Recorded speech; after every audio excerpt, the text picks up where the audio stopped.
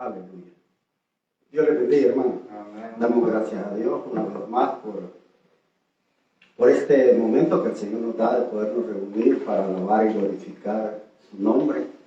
Así de que gracias le damos al Señor por este momento y por la vida de ustedes que también están acá, dándole gracias a Dios para que siempre los mantenga sanos, con fortaleza, y así poder hacer cada una de las actividades que nos corresponden como esposos, como esposas, y poder estar siempre agradecidos con Dios.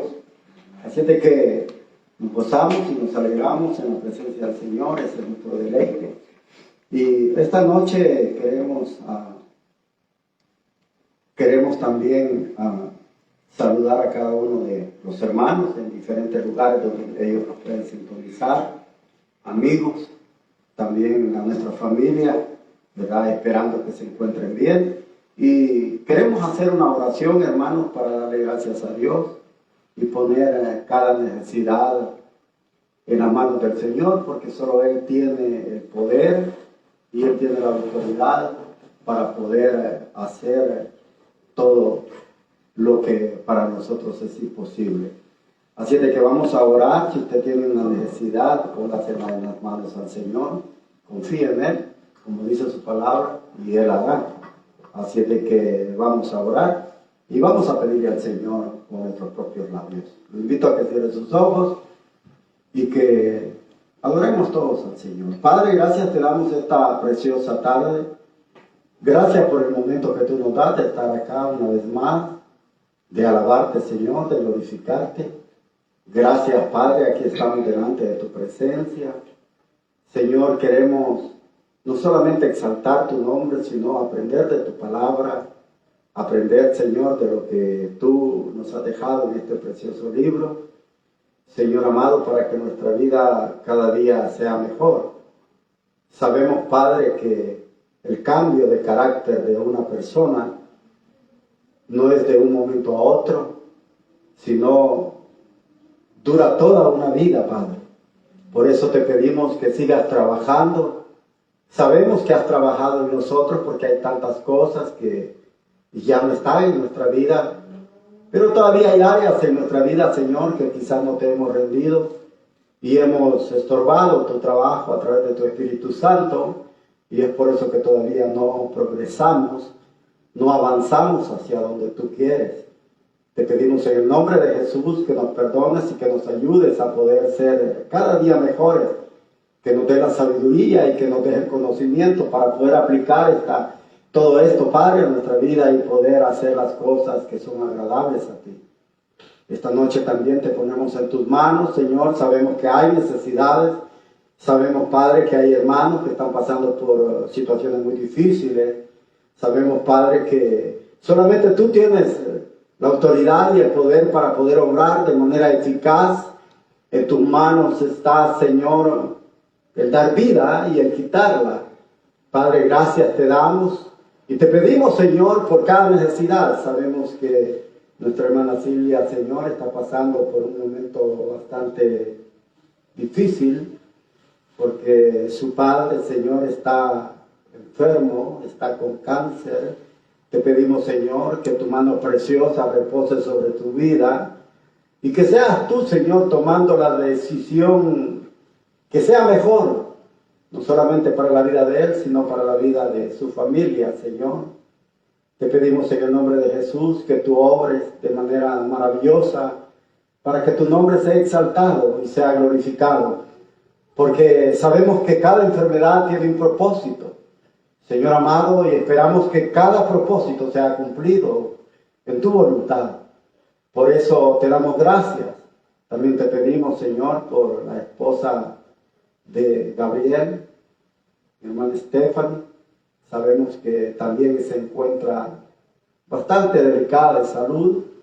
Y así, Señor, muchas personas que quizás están pasando por situaciones difíciles, pero que nosotros no tenemos conocimiento de ello. Pero lo importante es que tú conoces todo. Te pedimos por cada necesidad, ya sea por salud, sea por alimento, o sea, Padre, por trabajo. Sabemos que solamente tú puedes ayudarnos, tú eres la fuente, tú eres el único Señor que puede ayudarnos a salir adelante. Y te damos gracias, porque a pesar de todas las dificultades, a pesar de todos los estorbos, a pesar de todo lo que estamos viviendo, Señor, nos has dado salud, nos has dado la fuerza. Aquí estamos parados, Señor, glorificándote. Aunque hemos atravesado momentos difíciles, pero nunca nos has abandonado, aún en medio de esa dificultad, tú has estado con nosotros, fortaleciendo nuestra vida, para que al salir de todo conflicto y de todo problema, te demos la gloria y la alabanza. Por eso esta noche nos sentimos muy contentos, honrados, Señor, felices, alegres, porque sabemos que te tenemos a ti y que no estamos solos, que nunca nos dejas. Por eso te pido por cada necesidad de cada hermano, y de aquellos, Señor, amigos, de aquellas familias, Padre, que estén atravesando momentos difíciles. Te pedimos y te rogamos que traigas consuelo, que traigas fortaleza a esa necesidad que ellos tengan, Padre. Oh Dios amado, suple, Señor bendito, trayendo, Señor, toda solución a la vida de cualquier persona. También esta noche te pedimos que a través de tu Espíritu Santo nos ayudes, Padre, a poder estudiar tu palabra y a poder, Señor, darle la mejor interpretación, a poner aquel Espíritu, Señor, por el cual tú diste a conocer esta palabra. Ayúdanos a no desviarnos, ayúdanos a mantenernos siempre dentro de tu palabra, Señor amado. Es lo que siempre he pedido y lo que siempre te he rogado. Te pido conocimiento, te pido sabiduría, Señor, para poder dar a conocer tu palabra de una manera sencilla, Señor amado. No hacer de la fe, Señor, algo que no se pueda comprender, algo incomprensible, algo, Señor, que quizás muchas veces no se logra entender, dependiendo cómo, Señor, cada hombre le explica. Sabemos que tu palabra ha sido escrita de una manera tan sencilla, Señor, que tú puedes, oh Dios, dar a conocer a que esa palabra pueda ser entendida aún por jóvenes, por niños, Señor amado, porque tu deseo es que todos conozcan tu palabra. Tu deseo es que todos conozcan tu propósito. Por eso esta hermosa tarde te damos gracias y te pedimos que seas tú glorificado. No nuestra vida, no la vida humana, no nada para nosotros, Señor, sino todo para ti. Porque tú eres el único grande, tú eres el único digno, tú eres el que tiene que recibir toda gloria y todo honor. Porque nosotros, Padre, solamente somos el instrumento por el cual tú hablas. Por eso, esta hermosa tarde, precioso Espíritu, llena mis labios, llena mi palabra, llena mi boca de tu palabra, para que pueda, Señor amado, ser de bendición. En el nombre precioso de tu Hijo te lo suplico. Gracias, Señor. Amén. Y amén. Aleluya. Gloria a Dios. Los invito esta hermosa tarde, hermanos, a que abramos nuestras Biblias en el Evangelio que estamos estudiando, que es el Evangelio de Lucas. Lucas capítulo 6, del versículo 6 al versículo 11. Aleluya. Son cortos versículos, hermanos, pero tienen mucha importancia, mucho que enseñarnos. Y sabemos de que venimos a estudiar, a conocer de la palabra del Señor. Y vamos a ir paso a paso, versículo a versículo, como siempre lo hemos hecho, para poder entender mejor la palabra del Señor. Así es de que vamos a leer estos cortos versículos. Lucas capítulo 6, cuando ya lo tenga dice un amén. Amén. Versículo 6 al 11 dice la palabra del Señor. Otro sábado, Jesús entró en la sinagoga y comenzó a enseñar. Había en ella un hombre que tenía la mano derecha tullida. Y los maestros de la ley y los fariseos espiaban a Jesús para ver si lo sanaría en sábado, así tener algún pretexto para acusarlo. Pero él, que sabía lo que estaban pensando, le dijo al hombre que tenía la mano tullida: levántate y ponte en medio. El hombre se levantó y se puso de pie. Y dijo Jesús a los otros, les voy a hacer una pregunta. ¿Qué está permitido hacer el sábado? ¿El bien o el mal? ¿Salvar la vida o destruirla? Luego miró a todos los que lo rodeaban, y le dijo a aquel hombre, extiende la mano. El hombre lo hizo así y su mano quedó sana. Pero los otros se enojaron mucho y comenzaron a discutir qué podían hacer contra Jesús. Amén. Dejamos hasta ahí la palabra del Señor. Y quisiéramos pensar, hermanos, sobre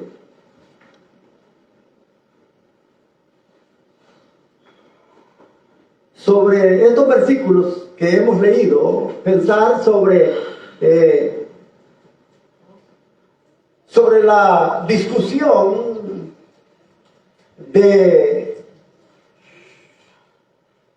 la ley oral o la ley tradicional y la necesidad humana. O podríamos pensar hasta qué punto nosotros podemos guardar una tradición. ¿Hasta qué punto nosotros podemos guardar una tradición? Si usted se recuerda,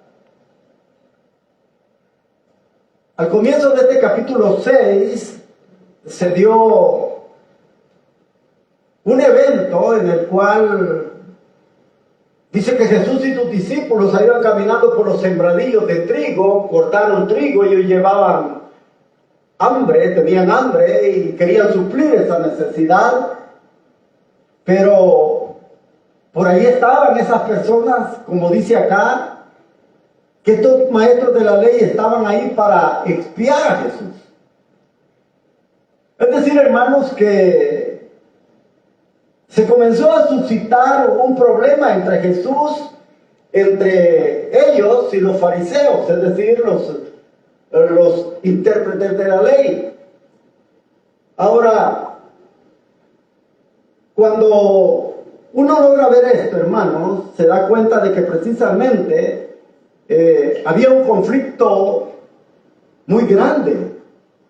Un conflicto, hermano, entre cosas que uno piensa que son precisamente inflexibles, es decir, hasta el grado de que para esta clase de personas, es decir, los fariseos y los escribas, era tan importante guardar una tradición que dejaban de lado la necesidad humana. Es decir, les importaba más a ellos ser religiosos, porque esto es precisamente ser religioso, que tener un corazón misericordioso, compasivo para aquellas personas con lo que lo necesitan. Es decir, hermanos, que hasta este punto puede llegar una persona que pueda ser religiosa. Es decir, a esto se le conoce como legalismo. Un legalismo, hermano, de donde precisamente el hombre trasciende más allá de lo que muchas veces Dios ha dicho, trata de ir quizás sobre las cosas, podríamos decirlo de esta manera, que Dios ha establecido. Es decir, poner su creencia o poner su regla arriba de lo que es la voluntad de Dios. Es decir, como dándole más prioridad a su voluntad que a la voluntad misma de Dios. Amén.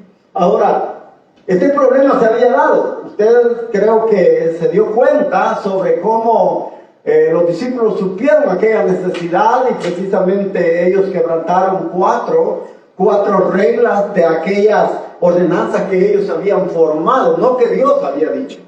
Porque el Señor les dijo, ¿acaso no han leído lo que hizo David con los que lo acompañaban cuando llegó al templo? Es decir, al lugar santísimo, porque en ese tiempo todavía no había templo, solo era el tabernáculo.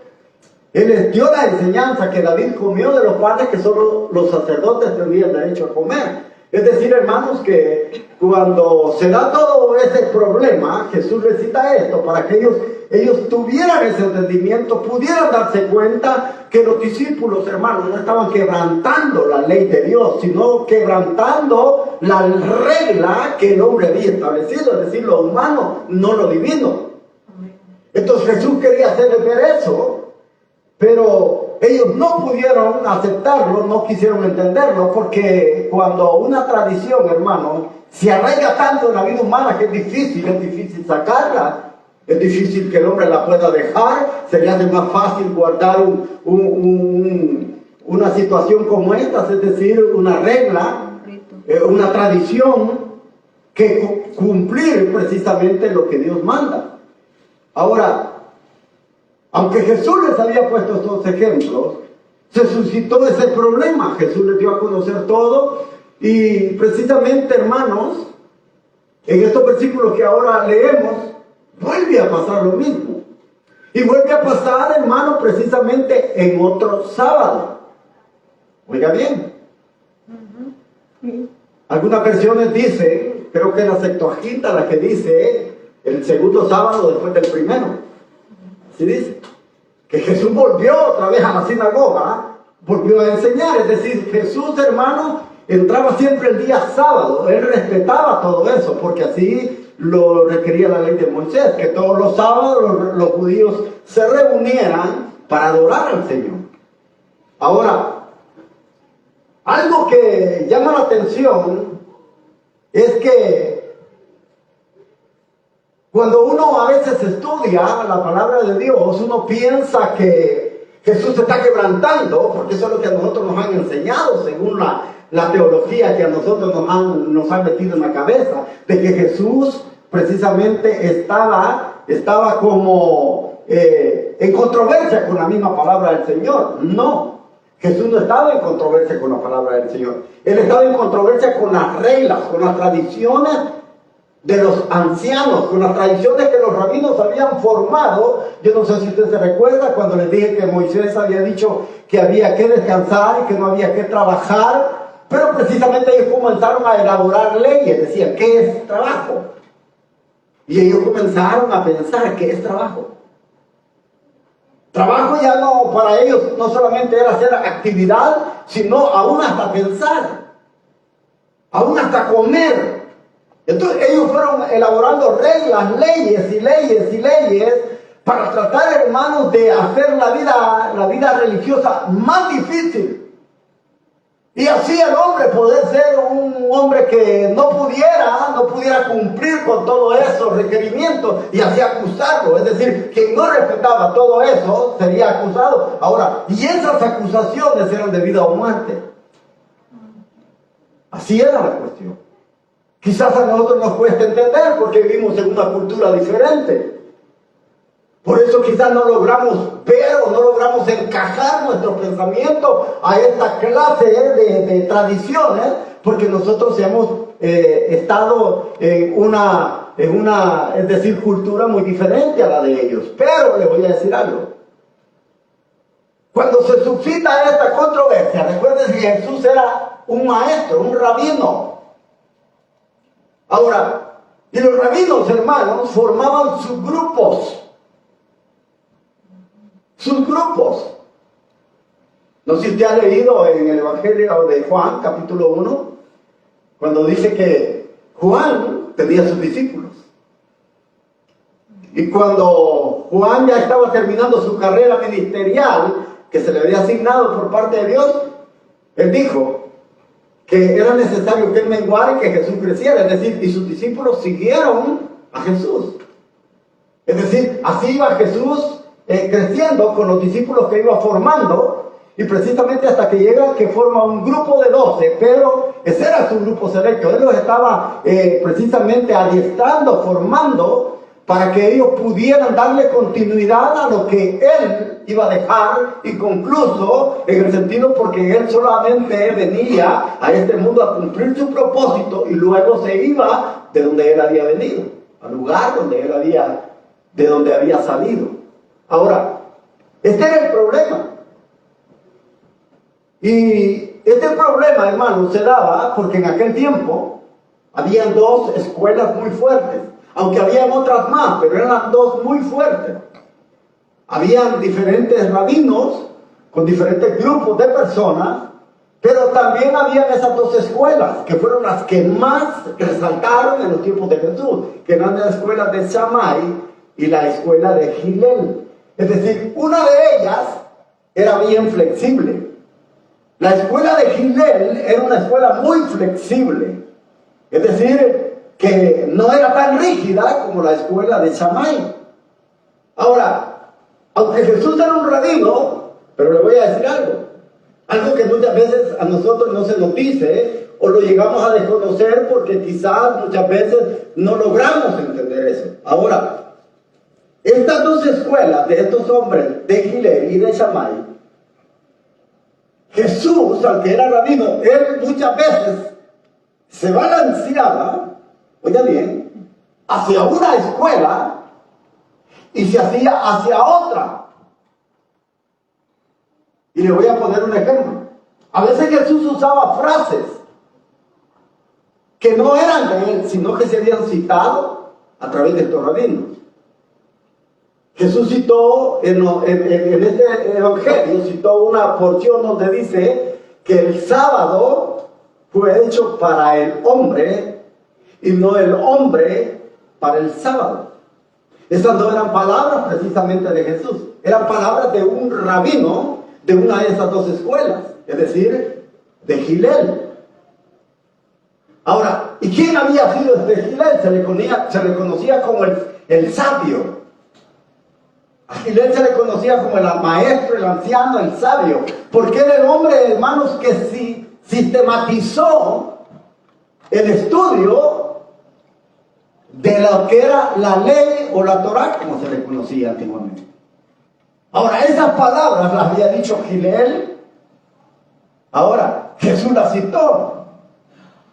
Habían veces que Jesús se balanceaba y tocaba temas bastante fuertes, como en el tema del adulterio, cuando él decía que precisamente, hermano, que aquel que se casaba con una adúltera cometía adulterio con ella también. Esa era palabra precisamente de la otra escuela, que era bastante estricta, que era la de Shammai. Jesús a veces tocaba estos temas y a veces tocaba los otros. Es decir, ¿por qué? Porque eran dos escuelas que estaban en conflicto. Se cree, según la historia, que Hillel fue el abuelo o el padre de lo que fue Gamaliel. Fíjense bien. Y Gamaliel fue el maestro que tuvo el apóstol Pablo. Por eso usted ve a Pablo en sus cartas. A veces es bien fuerte, pero a veces es bien flexible. Porque así era la escuela de Hillel. Ahora, este era el conflicto que traía Jesús como rabino. Y Jesús no traía conflicto con todos los judíos, sino solamente con una escuela, que era la rígida, que era la de Shammai. Porque la escuela de Shammai había inventado tantas reglas, hermanos, que eran tan inflexibles. Es decir, que ellos, hermanos, se esforzaban por hacer las cosas más difíciles. Más difíciles. Y este era el conflicto que precisamente se traía en este tiempo. Y dice acá, oiga bien, otro sábado, es decir, el segundo sábado después del primero, como dice alguna versión, Jesús entró a la sinagoga y comenzó a enseñar. Había en ella, es decir, en la sinagoga, un hombre que tenía la mano derecha tullida. En la versión Reina Valera dice seca. Se le había secado la mano. Ahora, dice que ahí estaban los maestros de la ley y los fariseos espiando a Jesús. Oiga. O sea, como la policía secreta. Es así, pues, como la policía secreta. Es decir, estaban ahí espiándolo ¿para qué? Para ver en qué fallaba en el día sábado, según las reglas que ellos habían inventado, no que la palabra de Dios decía. Oiga bien, ahí estaban. Y ese era el conflicto. Porque estos hombres, hermano, eran, y yo le digo que quizás si nosotros los hubiera tocado vivir en este tiempo, ninguno de nosotros quizás fuera cristiano. Ninguno. Porque estos eran estrictos, hermano. Imagínense hasta dónde habían llegado ellos de ver que era trabajo. Es decir, el tan solo que usted planeara para el siguiente día. Eso era trabajo. Ellos decían, oiga bien, que no se podía comer en sábado. No se podía hacer nada.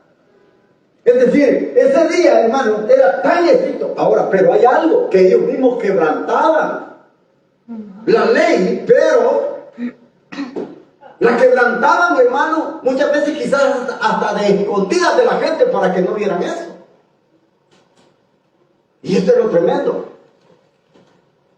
Que es como, le voy a decir algo, es como muchos hermanos. A veces en las iglesias que la gente le dice, no haga eso, pero ellos hacen otra cosa. O sea, andan como policía secreta viendo a ver quién falla, quién hace algo, para acusarlo. Para decirle, este no está haciendo nada. Así eran los fariseos. Eran como policía secreta. Y muchas veces yo he pensado, hermano, que son como, eran casi como por lo general lo que se ve. Oiga bien, lo que se ve muchas veces en la vida diaria. Cuando a veces ocurre un accidente. Oiga bien, el ejemplo que le voy a poner. Muchas veces cuando se da un accidente de tránsito, hay dos cuerpos que aparecen. ¿Usted se ha fijado en eso? Que hay dos cuerpos que aparecen. Ajá. ¿Quiénes son? Los policías y los abogados. Aparecen los policías, no los abogados. Los bomberos. La Cruz Roja, es decir, la ambulancia. Esos son los dos cuerpos que aparecen. Ahora, y cada uno de ellos, vea bien, aunque el accidente esté ahí, ¿qué es lo que le importa a la policía? ¿Qué es lo que hace la policía?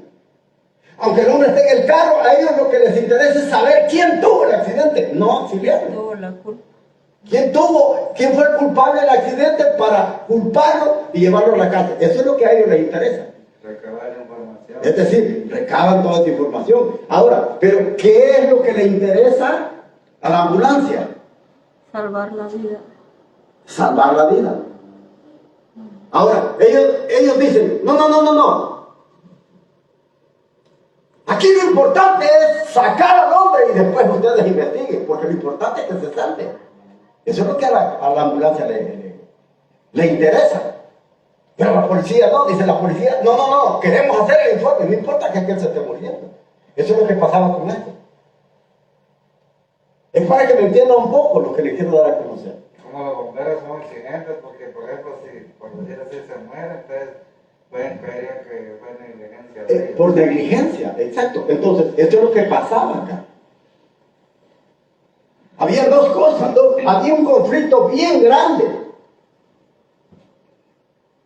Dice que en la sinagoga, cuando Jesús llegó a enseñar, había un hombre de la mano seca, o tullida, como dice esta versión. Pero allí estaban los fariseos, espiando. Oiga cómo dice, espiando a Jesús para ver en qué fallaba. O sea, era una clase de detectives, pues, o sea, de policía secreta. Allí estaba. Pregunta, hermano, Diga. y donde cada vez, en cada lugar donde Jesús estaba, siempre había alguien de estas personas, o era que lo andaban siguiendo. El problema era que como la fama de Jesús se había extendido a todos los alrededores, en todas las aldeas, en todos los pueblos, ya se conocía. Entonces, recuérdense que donde había una sinagoga, siempre había un grupo selecto. Es decir, como se le llama en la Biblia, es como un Sanedrín. Nosotros dijéramos una directiva. ¿Sí me entienden? Así como nosotros, en cada iglesia hay una directiva. Entonces, por eso donde Jesús iba a una sinagoga, allí estaba esa directiva, allí estaba ese Sanedrín, conformado por estos hombres que conocían la ley y que la escribían. Allí estaba cada grupo. Ahora, cuando Jesús se presentaba, como ellos conocían lo que Jesús estaba haciendo, cómo Él trabajaba, ellos ya estaban pendientes, no de lo que Jesús iba a hablar, Lo que iba a hacer. ¿En qué sino de lo que Él iba a hacer para quebrantar ese día. Oye, qué tremendo. O sea que no les interesaba más tanto lo que él iba a exponer, sino que los actos de él. Los actos, sus acciones, es decir, a ver en qué lo agarraban si quebrantaba ese día. A eso era lo que les interesaba. Es decir, y así, hermano, como esa clase de hombres, hay muchos en las iglesias, hay mucha gente igual. Hay mucha gente que va no porque le interesa escuchar, sino para ver en qué usted falló, o en qué el pastor falló, qué dijo mal, qué no dijo bien, o sea, y comenzar a criticar. Voy a decir regaño. Así hay mucha gente. Por eso es que muchas veces la gente, hermano, a veces se cuida y dice, ojalá no me vayan a ver. Se anda escondiendo de la gente. ¿Por qué se esconden? ¿Por qué? Porque dentro de las organizaciones religiosas siempre hay gente que anda espiando. Siempre hay gente que se interesa en eso para estar viendo qué usted hace para señalarlo con el dedo. Ahora, y como dijo el Señor, muchas veces esta clase de gente solo están viendo la paja que usted tiene en su ojo. Pero no pueden ver la viga que tiene? una gran viga que les atraviesa no solo un ojo, sino los dos quizás. Exacto. Es decir, que cuando Jesús dijo eso, estaba diciendo que muchas veces ellos juzgan pecados pequeños en otras personas, que hay en la vida de ellos pecados más grandes que ellos no se juzgan. Ni los ven. ¿Sí me entienden? Y no los pueden ver. ¿Por qué?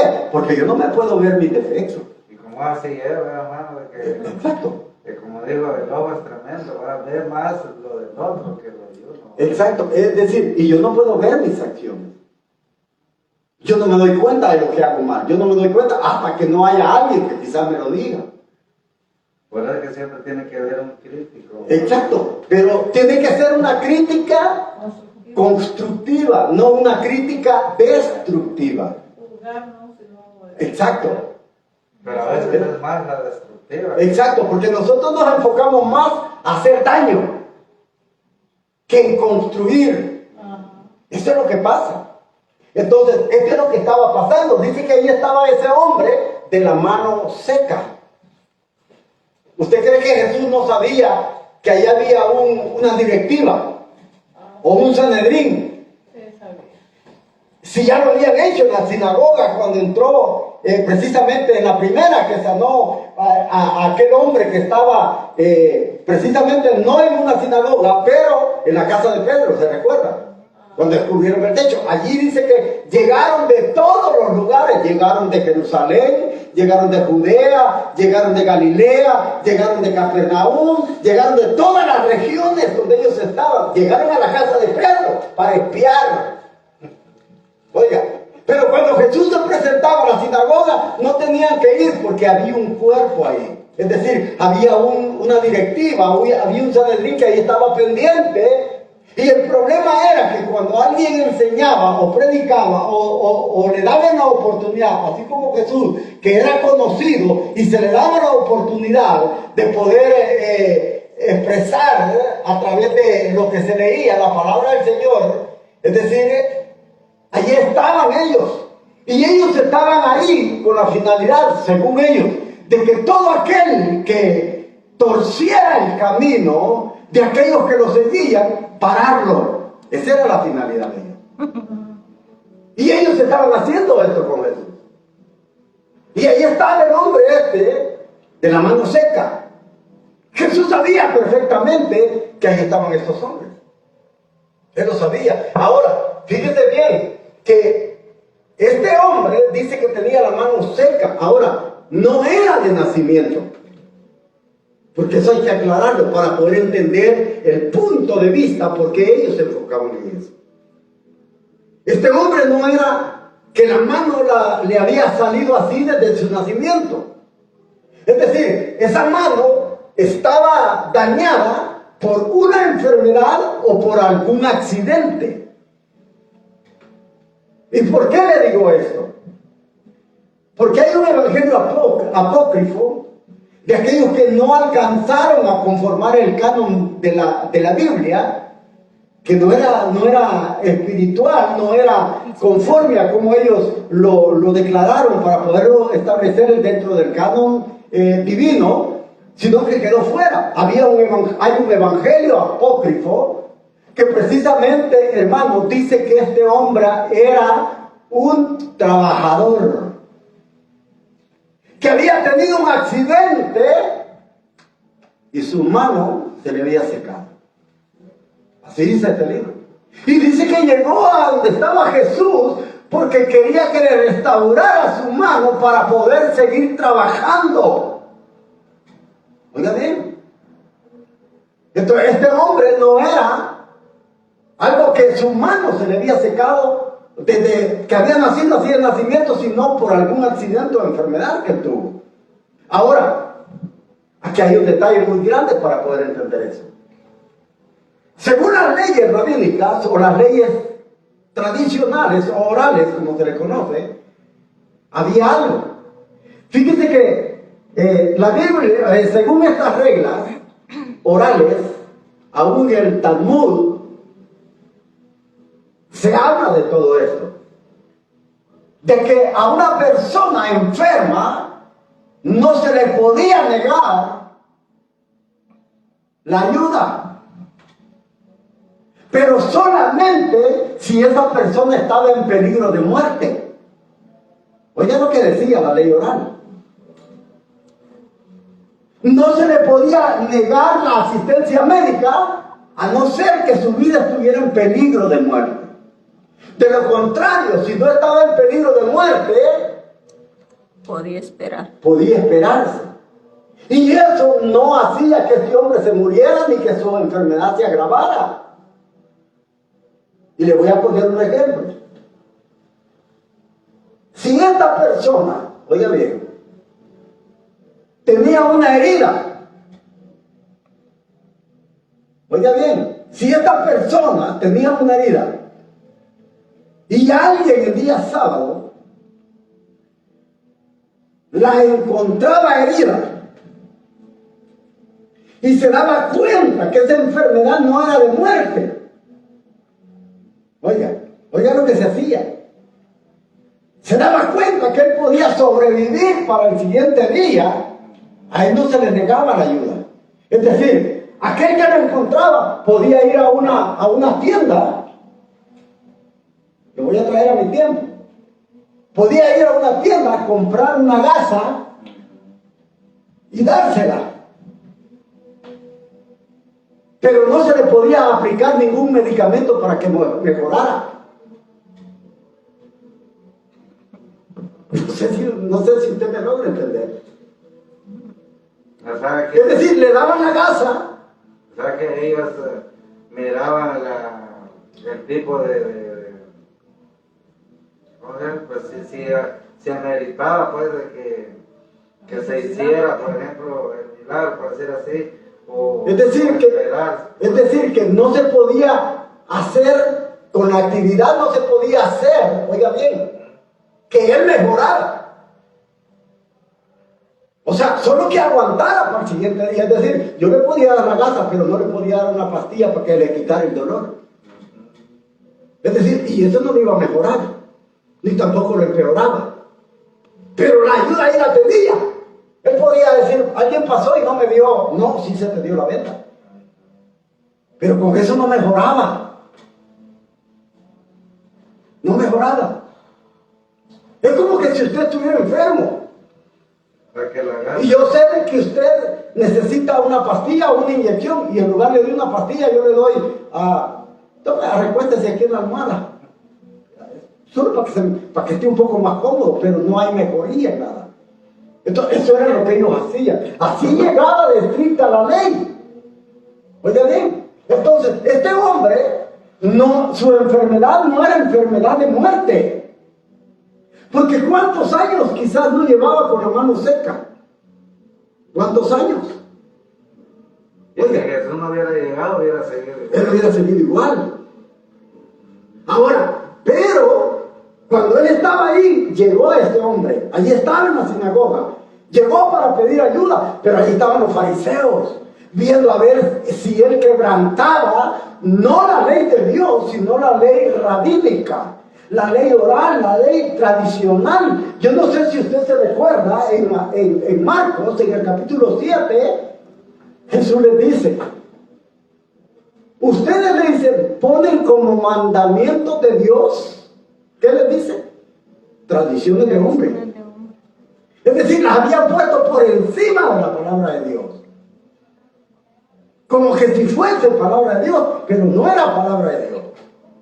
Ustedes les dicen, ponen como mandamiento de Dios doctrinas de hombres, quebrantando la palabra de Dios. Esto era lo que estaba pasando. Es decir, y fíjese qué tremendo. Me voy a poner otro ejemplo. En estas dos escuelas rabínicas, la de Hillel y la de Shammai, pasaba lo mismo. Shammai era bien estricto, Hillel era flexible. Hillel decía, si hay un enfermo, hay que ayudarlo a que se recupere. Hillel era más flexible. Shammai, que era el otro rabino de la otra escuela, él era más estricto. Él decía, si se enfermó el sábado, no se puede hacer nada. Oiga, ¿cómo era estricto? No se puede hacer nada. Si se enfermó el sábado, es porque es la voluntad de Dios que él se muera. Esas eran las contradicciones de las dos escuelas. Y este estaba en conflicto.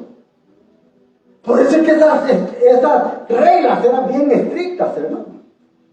O sea que a ellos les interesaban más sus leyes terrenales, ¿no? Exacto, es lo mismo que le estoy diciendo de Marcos, que ellos ponían por encima de la palabra de Dios las tradiciones humanas. Ahora, eso estaba pasando, y vea lo que dice aquí. Dice que ahí estaban los fariseos, espiaban a Jesús para ver si sanaría el sábado, y así tener algún pretexto para acusarle. Oiga bien. Pero él dice que sabía lo que estaban pensando. Le dijo al hombre que tenía la mano seca o la mano tullida, levántate y ponte de pie. Ahora, ¿qué está haciendo Jesús? ¿Acaso no podía él sanarlo al siguiente día? Sí, él pudo. Entonces, ¿qué quería Jesús? ¿Buscar conflicto? No era buscar conflicto. Era hacerles ver que precisamente ellos estaban mal. Que ellos estaban mal. Que ellos estaban, hermano, precisamente poniendo por encima de la necesidad humana leyes o reglas que no iban con la voluntad de Dios. No iban con la voluntad de Dios. Eso es lo que él quería hacer. Por eso estaban en conflicto. No porque Jesús buscara, sino que les quería hacer ver. Es decir, como quien dice, a Dios le interesa más la necesidad humana que las tradiciones, que lo que el hombre pueda decir. No puede pensarlo. O sea, vea lo que él estaba queriendo hacerle ver, pero ellos no entendían. Por eso le dijo, ponte en medio. Ahora, lo que Jesús iba a hacer no lo iba a hacer a escondidas.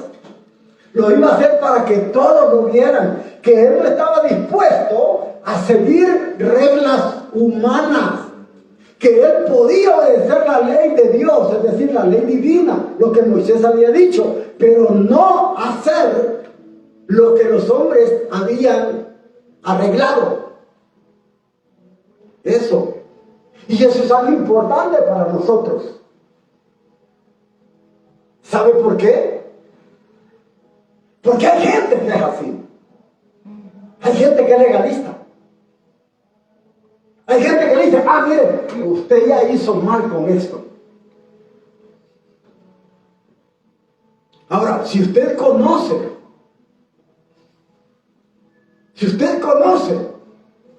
oiga bien, usted le va a decir, ok, si estoy haciendo algo malo, dígame qué parte de la Biblia.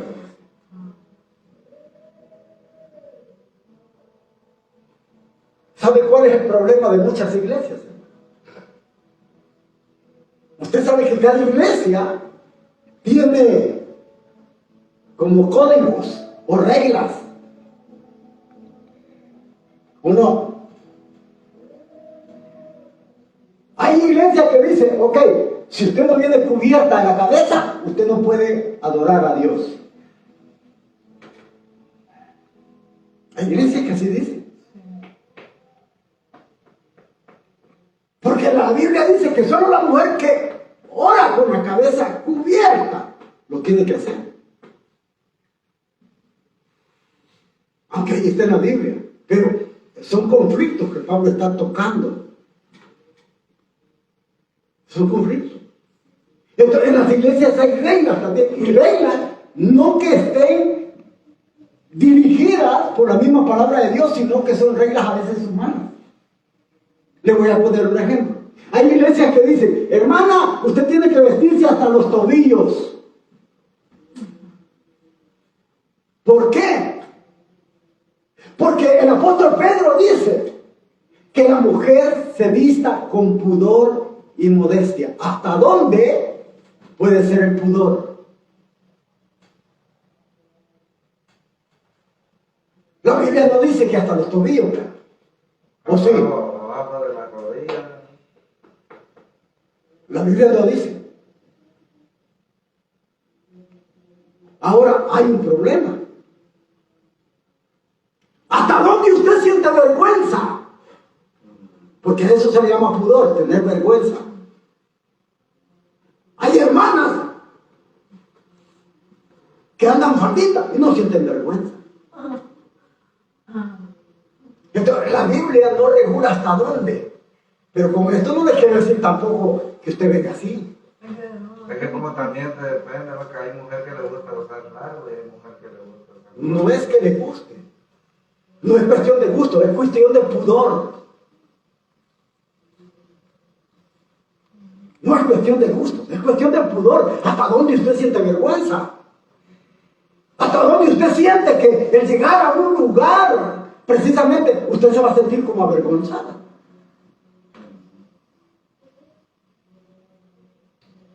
Y se anda jalando la pandita. Porque yo le voy a decir algo.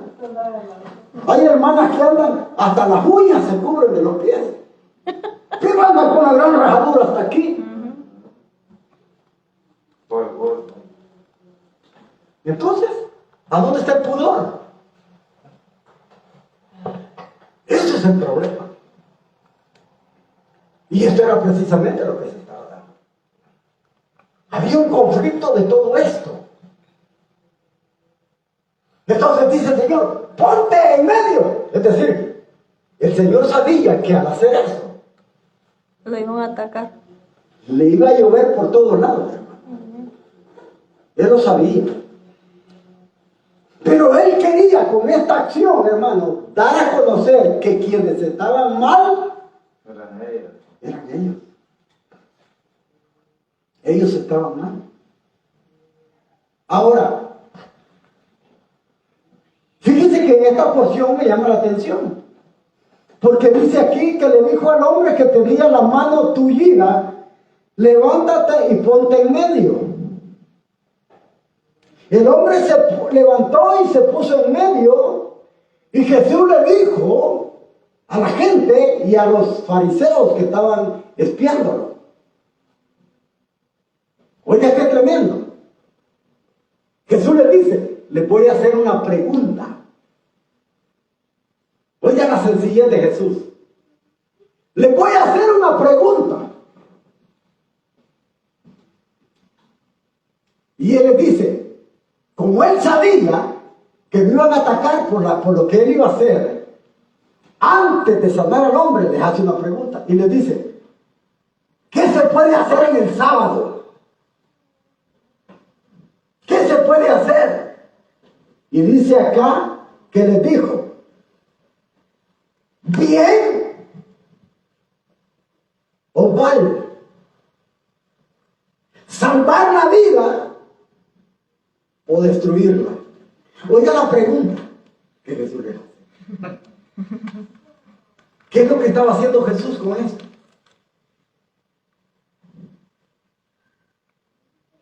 ¿Qué es lo que Jesús estaba haciendo? ¿Cómo se le puede llamar a esto que Jesús estaba haciendo?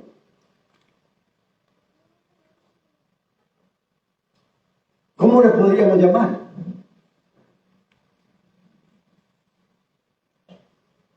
¿Ah? Recuerden que Jesús les va a hacer la pregunta antes de sanar al hombre de la mano seca. Jesús, oiga bien, va a simplificar. ¿Sí sabe qué es simplificar? Hacer algo ¿Sabe qué es? ¿Cómo? Algo que vemos difícil, que lo decirlo así fácil. Exacto. Para que lo podamos entender. Exacto, eso es simplificar. Algo que muchas veces yo no entiendo, Jesús lo va a reducir, por decirlo así, y lo va a llevar a un nivel de que eso que él va a decir lo puede entender hasta un niño. Eso es simplificar. Que algo que no se entiende, Jesús lo hace tan sencillo para que todos lo puedan entender. Por eso les hace la pregunta. Y les dice qué se puede hacer y qué no en sábado. Se puede, les dice, como dice aquí, dice, ¿se puede hacer bien o se puede hacer mal? ¿A qué está apelando? Ya simplificó lo difícil. Lo redujo tanto a una manera tan sencilla que ahora sí podía ser entendido. Y todavía lo hace más sencillo. Y él lo simplifica apelando ¿a qué? ¿Apelando a qué? ¿No sabe a qué? Le voy a decir, Jesús apela a la razón. Allí la cosa se pone más sencilla. ¿Por qué? Oiga lo que les está diciendo. ¿Se puede hacer bien o se puede hacer mal? Esto es lo más sencillo. El que no le encierne esto es porque en realidad es un burro. Discúlpeme la expresión. Y con orejas grandes. Quiere decir que usted no tiene masa encefálica. Usted no tiene masa gris.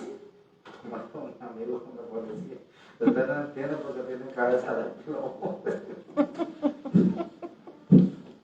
Eso es lo mismo. Porque fíjese, Jesús lo simplifica y apela a la razón. Porque la razón es la forma más sencilla de ver las cosas. Y le voy a poner un ejemplo. Él les dice, ¿qué se puede hacer? ¿Bien o mal? Es como que Jesús le dijera a un niño. Oiga bien, si usted le pregunta a un niño, oiga cómo se lo voy a simplificar. Y el ejemplo que le voy a poner. Si usted le dice a un niño, mi hijo, mira, aquel niño tiene un bombón. ¿Qué podemos hacer? ¿Se lo quitamos? ¿Se lo robamos? ¿O se lo dejamos? ¿Qué cree que un niño va a responder? Dependiendo. Papá, robémoselo. Los niños son tan sencillos que ellos dicen, no, eso es malo, papá. Así dicen los niños. Y a veces uno dice, ¿cómo es que se sabe que es hermano?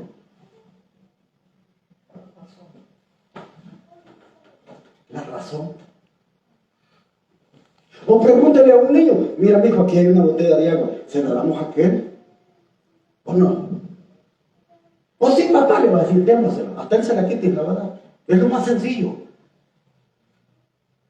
Ve hasta dónde Jesús está simplificando las cosas para que puedan ser entendidas.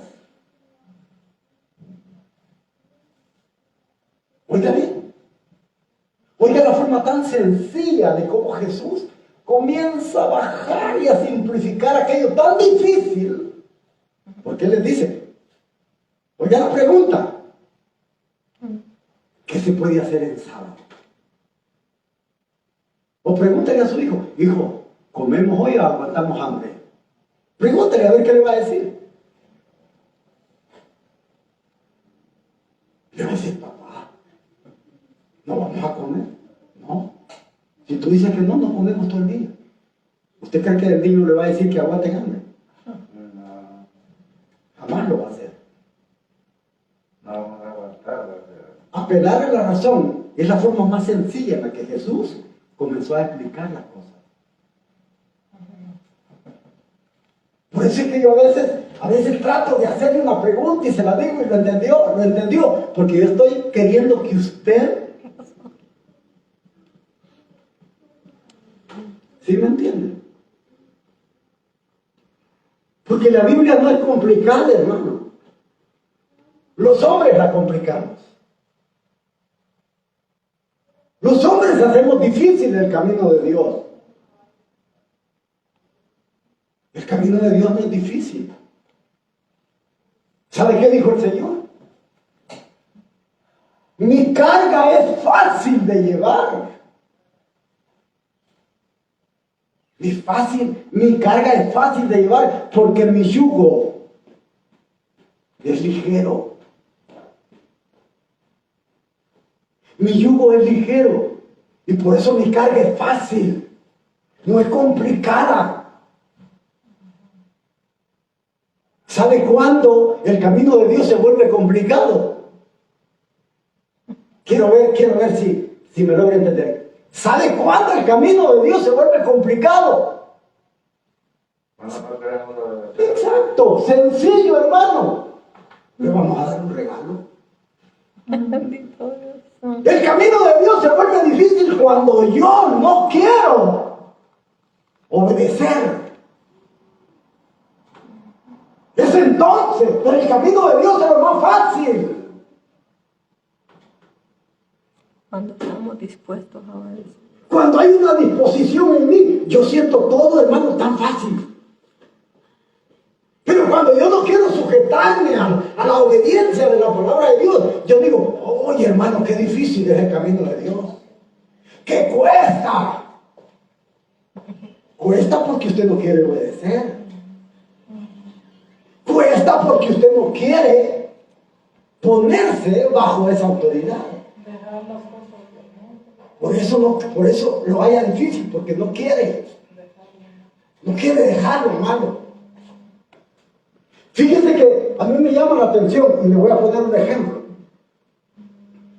Fíjese que dice una vez que el Señor le dijo a un hombre que estaba enfermo. Oiga bien, estaba bien enfermo. Estaba paralítico. Y el Señor le dice, ¿quieres ser sano? Así le dijo. ¿Quieres ser sano? Hasta la pregunta podríamos decir nosotros que es necia, ¿verdad? ¿Quién no quiere ser sano? ¿Quién no quiere? Ahora, ¿por qué Jesús le hace esa pregunta? ¿Quieres ser sano?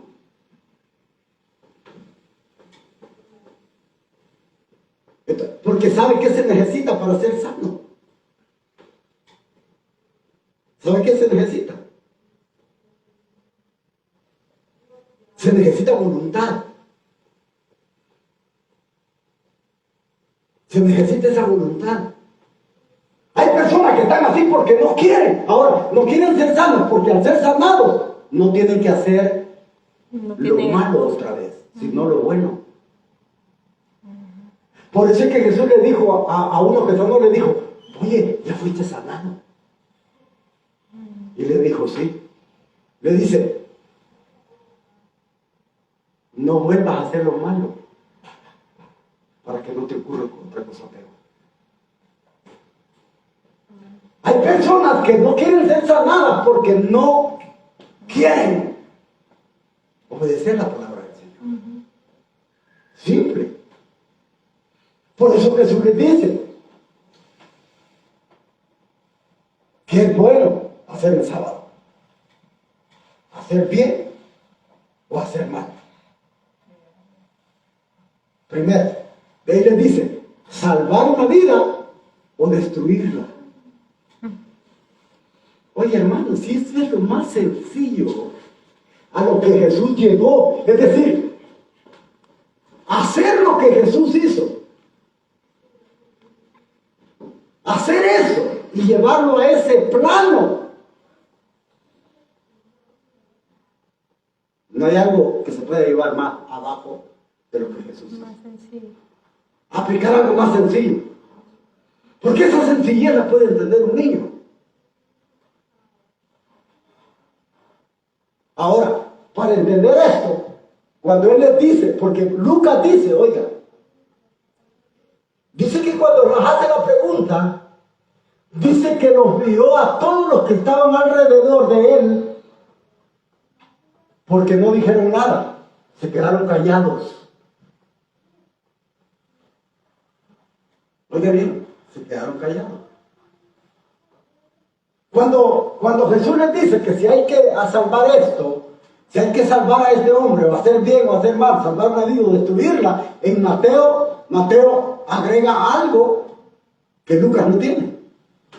Jesús les pone un ejemplo y les dice, ¿quién de ustedes, si tiene una oveja y cae en un hoyo en el día sábado, no va y la saca? Oiga lo que Mateo dice. Lucas solo resalta eso, pero Mateo va más allá. Cuando les pone el ejemplo del hombre de esta mano seca, le dice que es bueno hacer bien o hacer mal, salvar la vida o destruirla. Les dijo, porque ¿quién de vosotros? ¿Quién de ustedes? Dice, si tiene una oveja y le cae en un hoyo el día sábado, no va y la saca. Y Mateo agrega y dice, si para ustedes tiene valor una oveja, la vida humana vale más que eso. Oigan lo que Mateo agrega, porque dice que ellos se quedaron callados en este mismo lugar. Ahora, si nos vamos a Marcos para agregar algo más que Lucas no tiene, Mateo tiene algo más, pero lo que Marcos tiene no lo tiene Mateo ni Lucas. Oiga bien, por eso es bonito leer los tres para formar el rompecabezas y poder entender la reacción.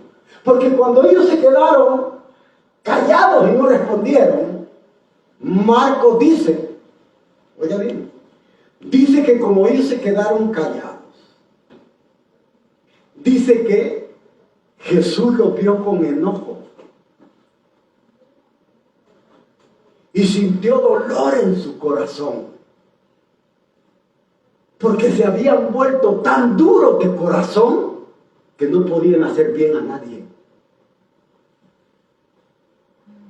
Oiga, qué tremendo. Ahora, como ellos no dijeron nada, por eso le dice Lucas, extiende tu mano y se la sana. ¿Y qué pasó? Dice que cuando la sanó, la reacción de los escribas, ¿cuál fue? Los fariseos, ¿cuál fue la reacción? Se enojaron con Jesús. Oigan, es como que si yo lo vea, yo vea al hermano Marco dándole comida a una persona necesitada, y yo diga, este hermano está loco, discúlpenme la expresión, ¿para qué le da comida a esa gente? Y me moleste porque usted le ayuda a una persona necesitada. ¿Quién estaría mal entonces? Ajá. ¿Qué? ¿Por qué? Porque está molestando, porque yo Porque estoy estás dando haciendo el bien, pues estás estoy dando haciendo lo la bueno. necesidad. Yo estaría mal. ¿Sabe por qué? Porque usted tiene un corazón bondadoso. Y mi corazón está tan duro que ya no puede sentir esa emoción de ayudar a otro. Yo veo la necesidad. Entonces yo estoy tan duro que ya no, digo yo, no le ayuda a nadie. Ahora, ¿qué es lo que el Señor nos quiere enseñar? ¿Qué es lo que el Señor nos quiere enseñar con todo esto? Que vale más la vida y darle prioridad a las cosas buenas. Sí, eso. A la Pero, bondad, pero hay algo más allá. El amor al prójimo. Lo que nos quiere enseñar es que nosotros podemos llegar a caer en esa condición si no tenemos cuidado. Podemos ser tan religiosos, pero duros de corazón.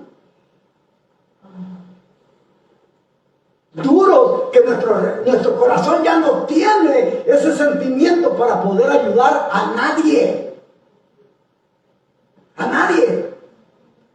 Por eso que él dice que se enojó, pero sintió dolor en su corazón, porque vio que el corazón de ellos estaba tan duro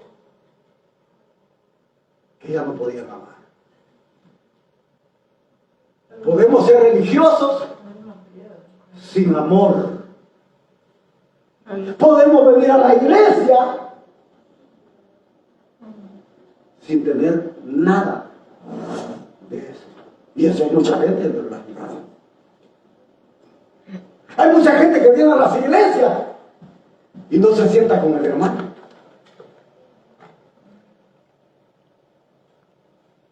Su corazón está lleno de tanto rencor, de tanto resentimiento, de tanto dolor, que no se puede sentar junto a él. Pero es bien religioso. Canta, alaba, da.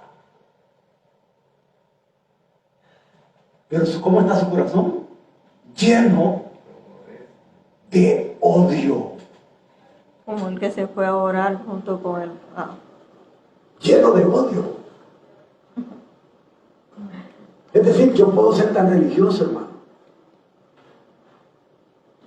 que mi corazón se vuelve hasta insensible para hacer bien. Y estoy acá.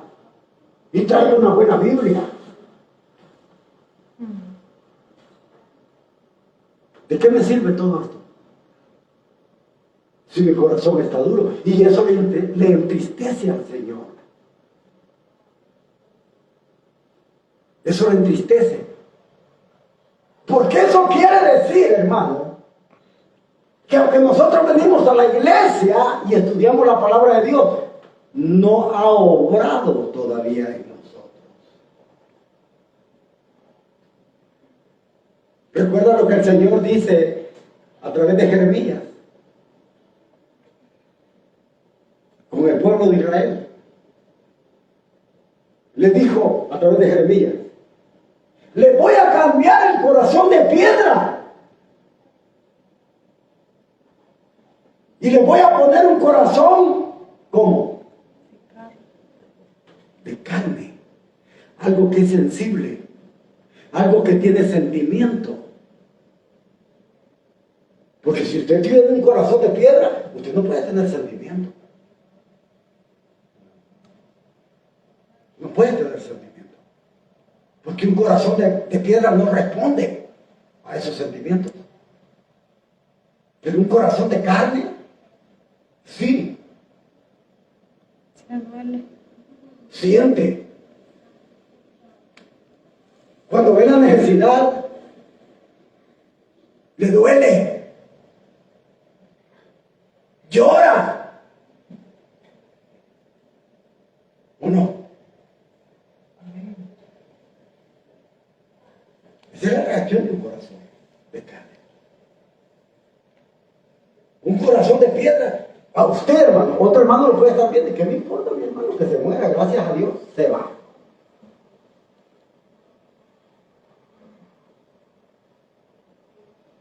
Así reaccionan mucho.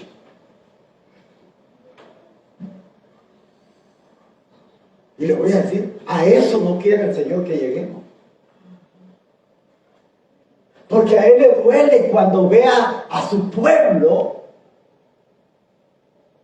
con un corazón insensible, duro, que ya no puede reaccionar ante la necesidad humana. Dios no quiere que nos volvamos así de duros. Su deseo es que nuestro corazón cambie.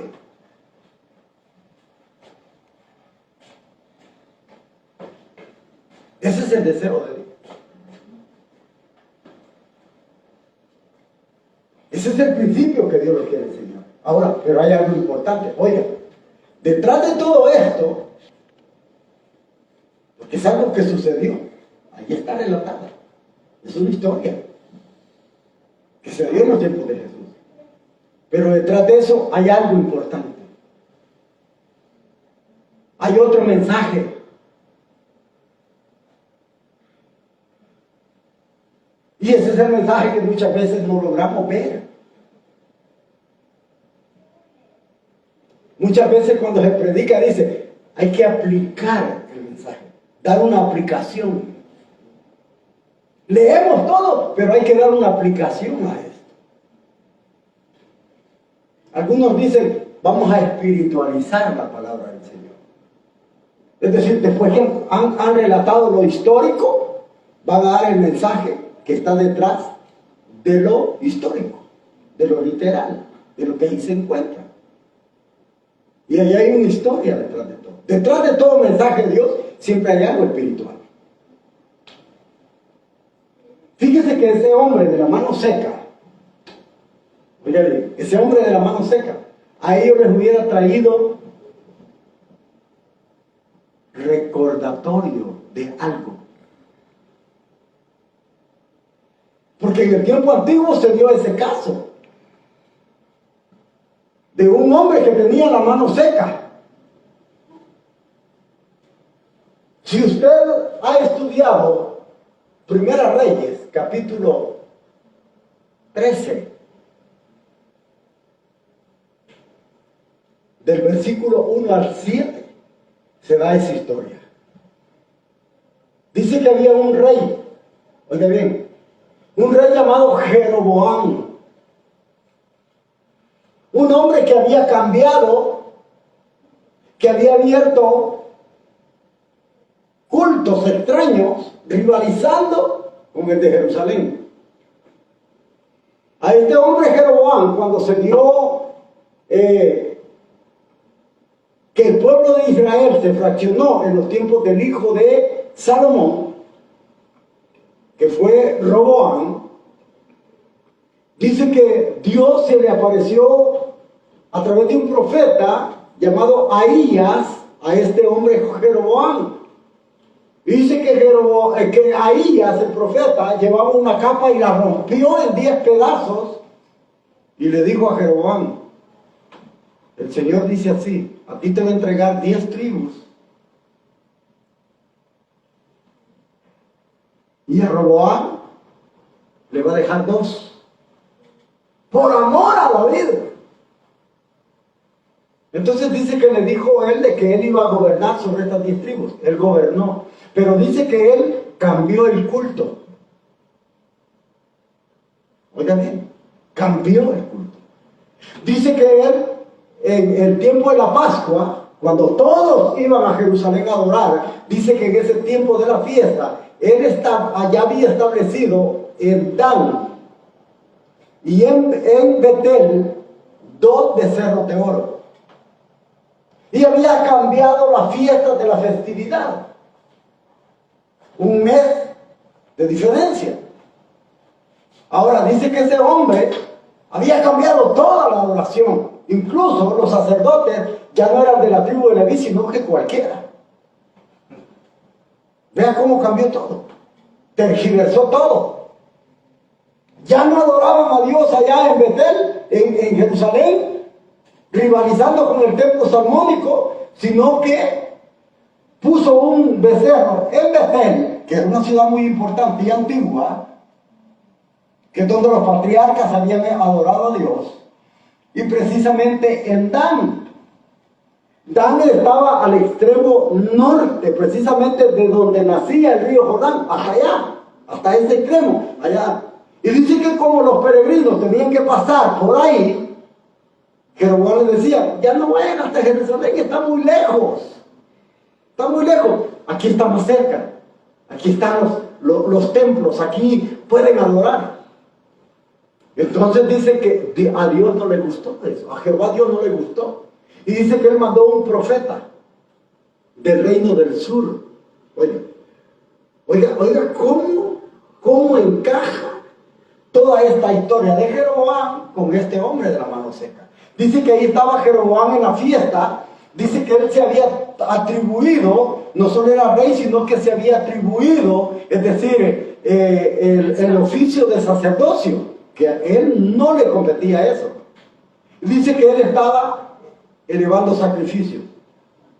Cuando él está haciendo esos sacrificios en el altar, Dios envía a un profeta, sin mencionar nombre, desconocido.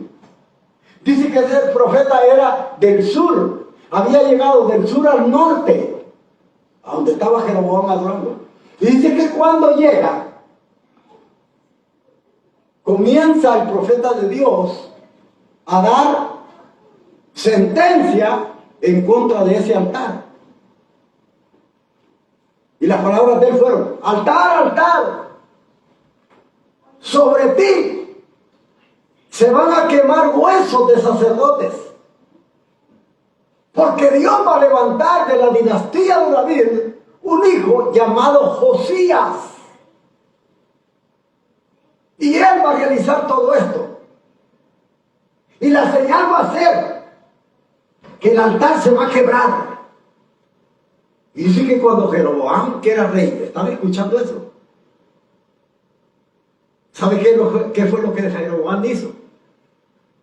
¡Apréndanlo! ¡Métanlo a la cárcel! Porque había dado una sentencia en contra del altar. Lo que no entendía es que el profeta había sido mandado de parte de Dios, porque él ya se había desviado del camino de la verdad. Y estaba desviando al pueblo, a las 10 tribus.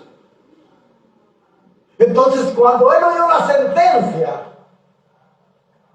oiga bien, porque él dijo, en ese altar se van a quemar huesos de muertos. Ahora, esto era algo inmundo.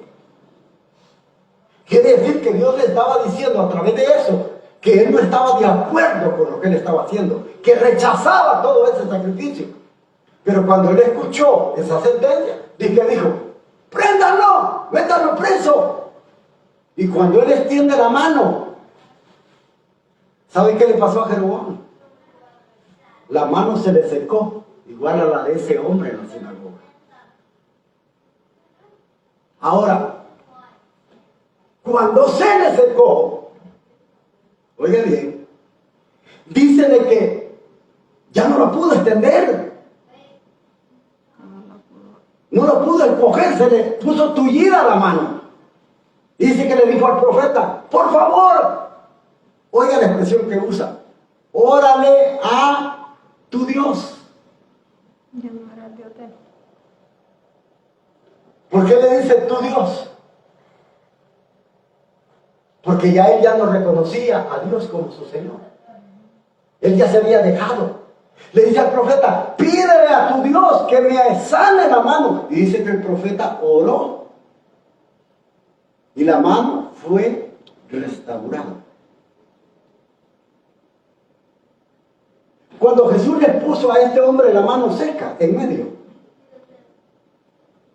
ellos tendrían que haberse acordado que Dios había mandado un profeta del sur al norte, porque el norte se había desviado.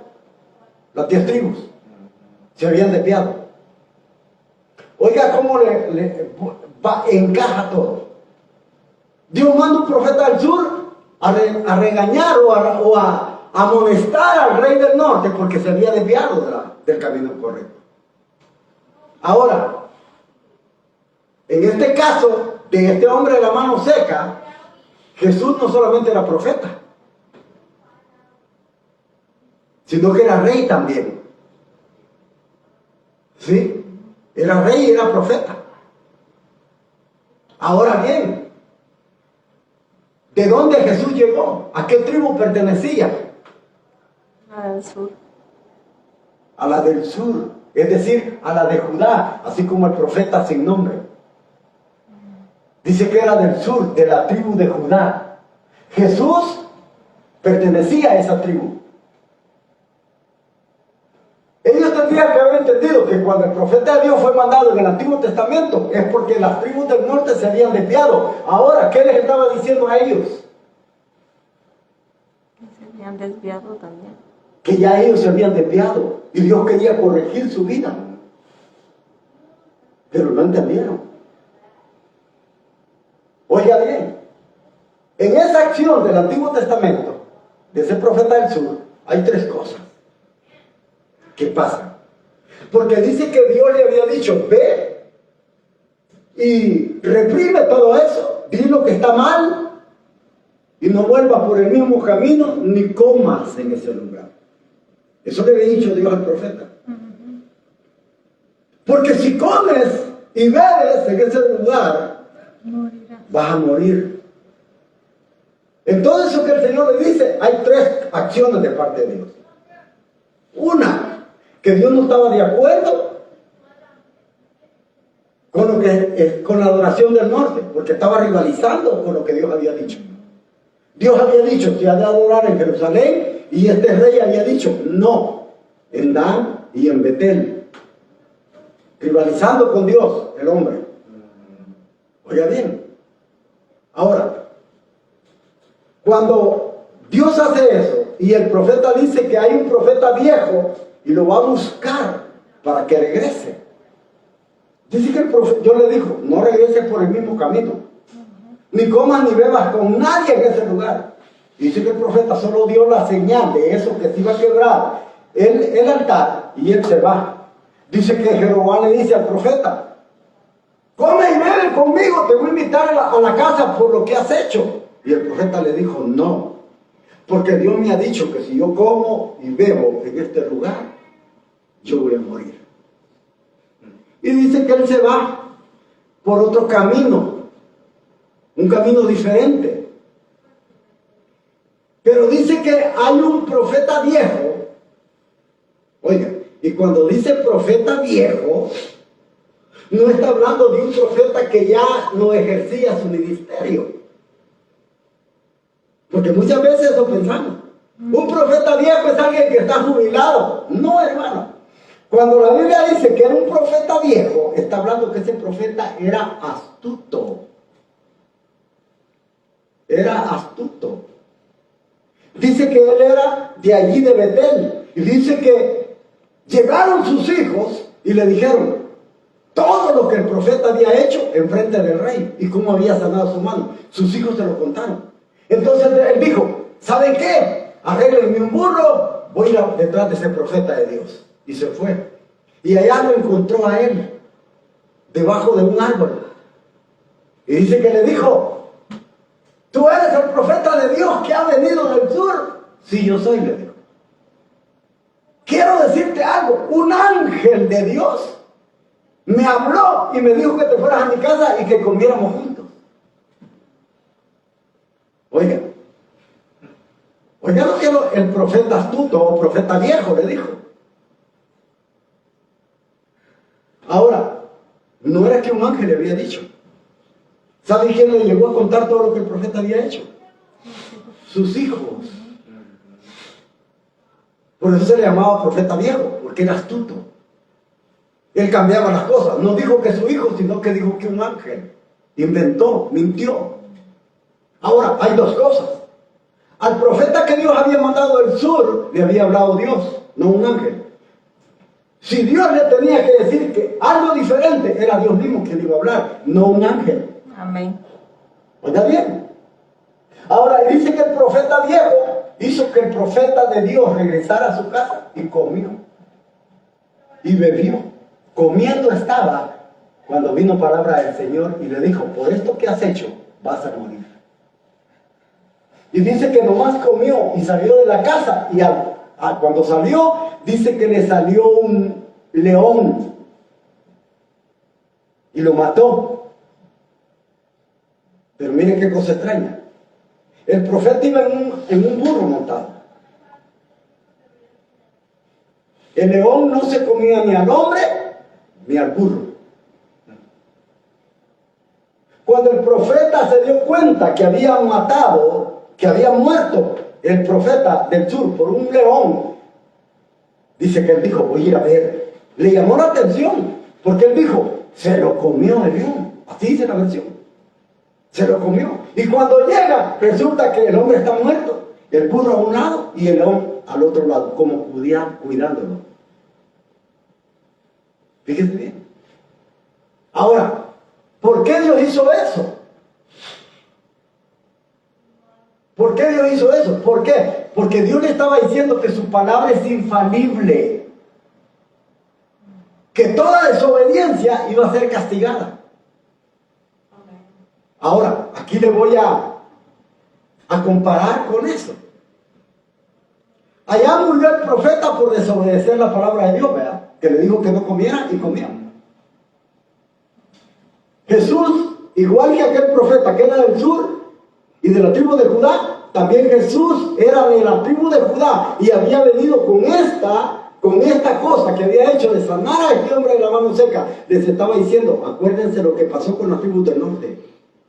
Ellos estaban en desobediencia, se les mandó un profeta. Ahora ustedes han caído en lo mismo y Dios no les ha mandado un profeta. Pero ellos no entendieron.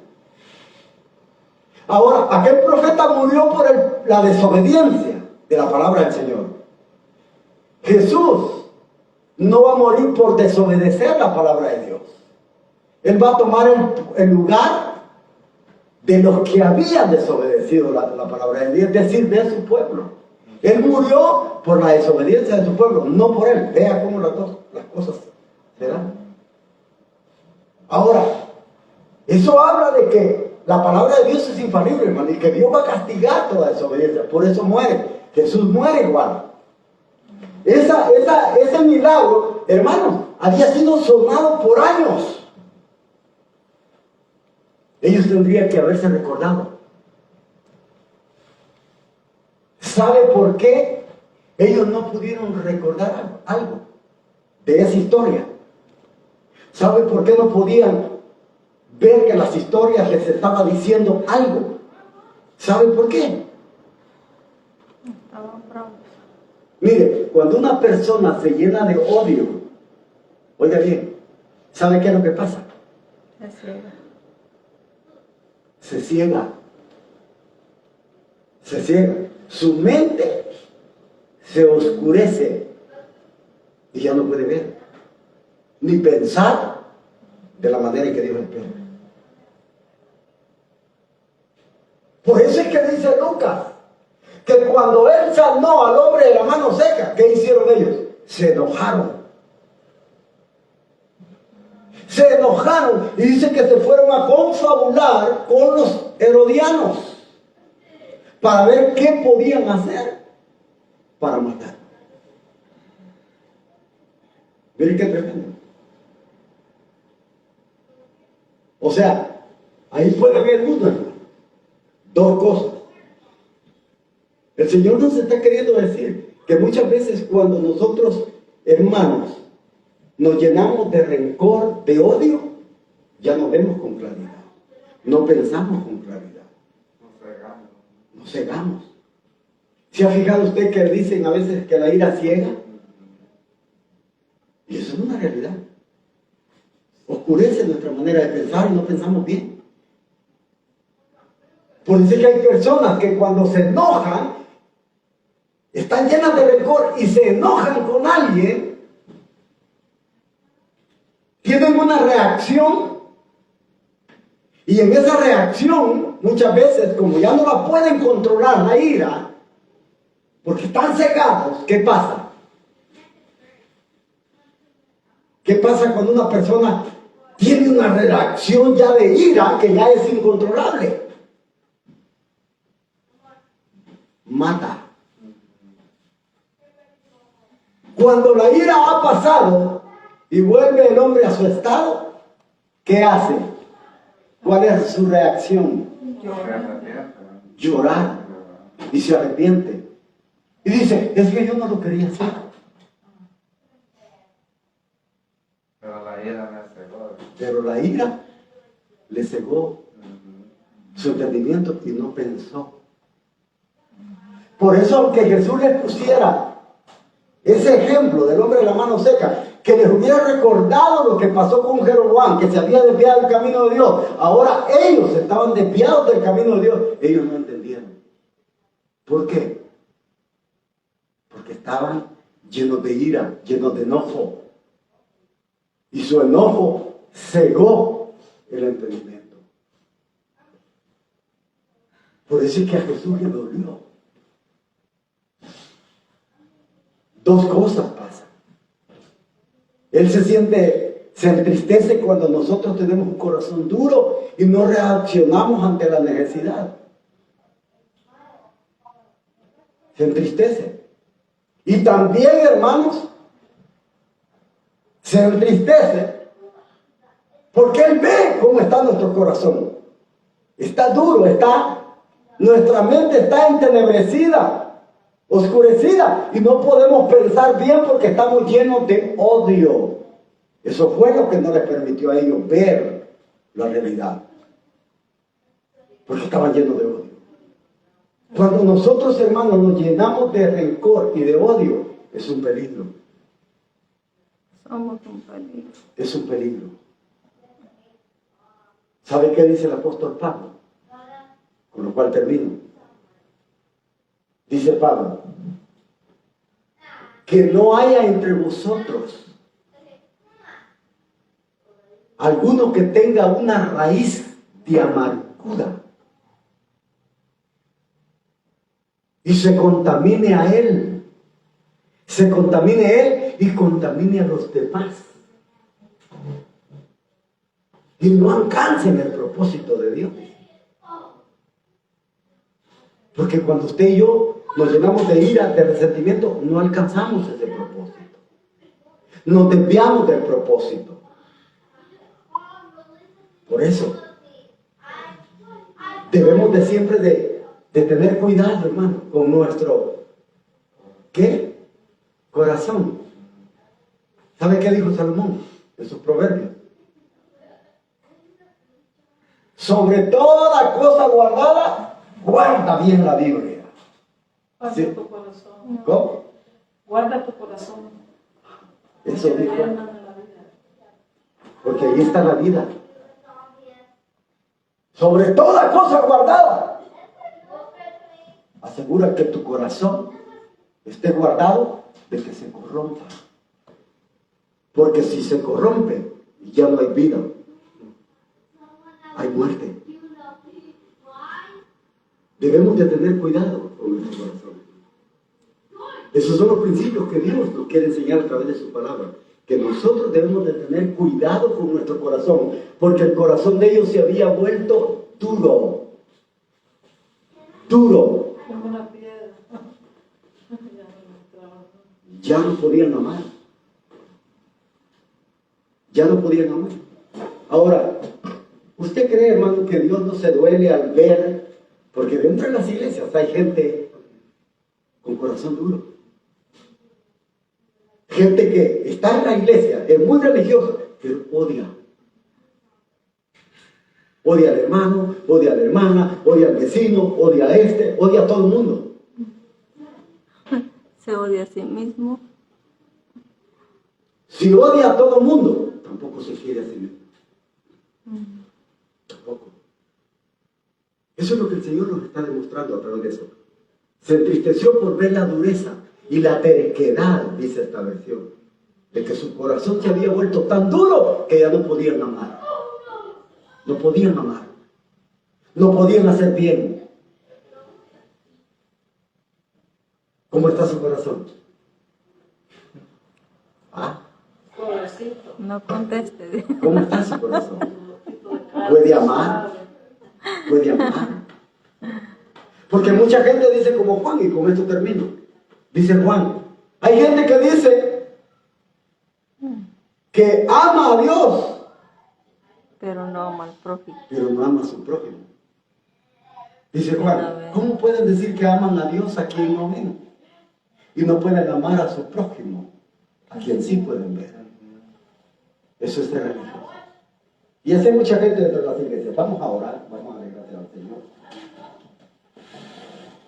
Ayúdeme a orar y ayúdeme. Y también le pido que ore, pídale al Señor que le mantenga un corazón siempre agradecido, un corazón que no se vaya a endurecer. Porque cuando su corazón se comience a endurecer, usted se va a comenzar a apartar de los caminos de Dios. Usted ya no va a querer venir. Usted ya no va a tener ese deseo que hoy tiene para venir a servirle al Señor. Padre, gracias te damos esta noche. Gracias, Señor. Te pedimos que nuestra vida, Señor, sea siempre sensible. Que tengamos un corazón sensible. Que no importa las cosas malas que puedan pasar a nuestro alrededor, que nuestro corazón no se vuelva duro. Porque tú dijiste, Padre Santo, que por la maldad que hay en el mundo, el corazón de muchos se va a enfriar. Es decir, se va a endurecer. Se va a volver un corazón insensible. Y nosotros no queremos que eso pase en nuestra vida. Queremos que nuestro corazón sea un corazón tierno, sensible, que pueda estar siempre sensible a cualquier necesidad, por muy pequeña que sea. Padre, te pedimos en el nombre de Jesús, bendice a cada uno de mis hermanos. Bendice a los hermanos que no han podido venir por algún motivo. Tú conoces los motivos. Por eso te pedimos por ellos. Te pedimos por nuestros hermanos, nuestra familia, a donde quiera que estén, a donde quiera que ellos se encuentren, en nuestros países de origen. Señor, bendíceles y ayúdales, en el nombre de Jesús. También te pedimos por nuestros compañeros de trabajo. Sabemos, Padre, que hay sensibilidad. Estamos viendo tiempos muy críticos, en donde se ve mucha necesidad, pero no hay reacción. Podemos ver, Padre, que alguien se cae, pero nadie se acerca a ayudarle a levantarse. Podemos ver la necesidad en las calles, pero muchas veces volteamos nuestra mirada hacia otro lado. Padre amado, ayúdanos. Porque tú dijiste que si nuestra justicia no es mayor que la de los escribas y fariseos, no entraremos al reino de Dios. Por eso esta noche te ponemos en tus manos nuestras vidas, para que tú nos ayudes y ayudes a cada uno. Te lo rogamos en el precioso nombre de tu Hijo amado Jesucristo. Nuestro Señor, lleva a mis hermanos en paz y en bendición. Aparta todo aquel estorbo del camino para que puedan llegar con bien a sus casas, a sus hogares, y puedan descansar en ti, Padre. En el nombre de Jesús. Amén. Amén. Y amén. Gracias.